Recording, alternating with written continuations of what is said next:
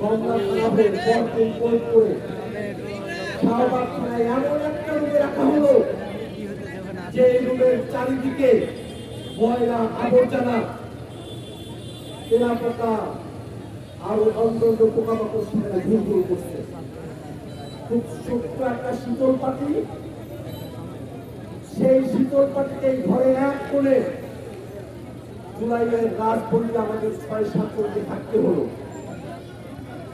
বাংলাদেশ ৫৪ বছর হয় স্বাধীন হয়েছে, কিন্তু এদেশের মানুষের মানবিক মর্যাদাকে এখনো নিশ্চিত করা হয় না। এদেশের কারা ব্যবস্থা, এদেশের বিচার ব্যবস্থা এখনো পর্যন্ত জনগণের উপযোগী হয়ে উঠতে পারে না। আমরা যে নতুন বাংলাদেশ নির্মাণ করতে চাই, সেই নতুন বাংলাদেশে এমনকি একজন অপরাধীও তার মানবিক মর্যাদা প্রাপ্ত হবে, রাষ্ট্র কর্তৃক স্বীকৃত আইন স্বীকৃত নাগরিক অধিকার প্রাপ্ত হবে। সেই নতুন রাষ্ট্র বিনির্মাণের জন্য আওয়ামী সন্ত্রাসী দখলবাদ খুনি গণহত্যাকারী মানবতা বিরোধী অপরাধী আমরা তাদের বিচার প্রত্যাশা করেছি। আমরা চেয়েছিলাম মানবতা বিরোধী আওয়ামী লীগের বিচারের মধ্য দিয়ে বাংলাদেশে শান্তির পরিবেশ আমরা কায়েম করতে পারব।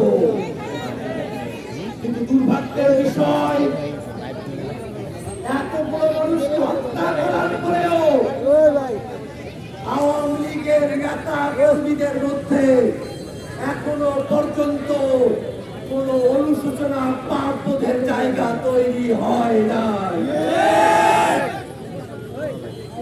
এই সময়টাতে দেশি বিদেশি নানা ধরনের ষড়যন্ত্র ভালো আওয়ামী লীগের থিওরি দিয়ে, ডিফাইন্ড আওয়ামী লীগের থিওরি দিয়ে আওয়ামী লীগের রাজনীতিকে বাংলাদেশে পুনর্বাসিত করতে চায়।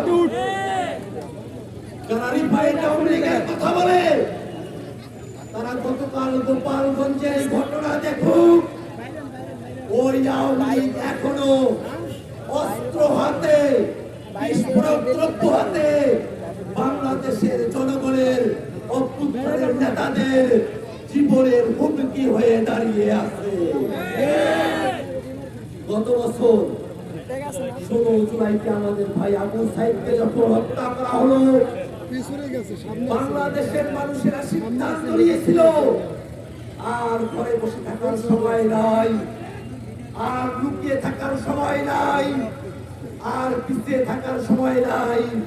আওয়ামী লীগের স্বৈরতন্ত্রের বিরুদ্ধে আমাদের সকলকে রাজপথে আসতে হবে।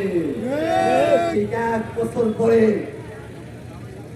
আওয়ামী লীগ, নিষিদ্ধ ছাত্রলীগ গোপালগঞ্জে যখন আমাদের উপরে গুলিবর্ষণ করেছে, আমরা আবারও সিদ্ধান্ত নিয়েছি, শপথ করেছি, এই বাংলাদেশে আমাদের জীবন থাকতে আমরা আওয়ামী লীগের রাজনীতিকে, মুজিববাদের রাজনীতিকে ফিরে আসতে দেব না।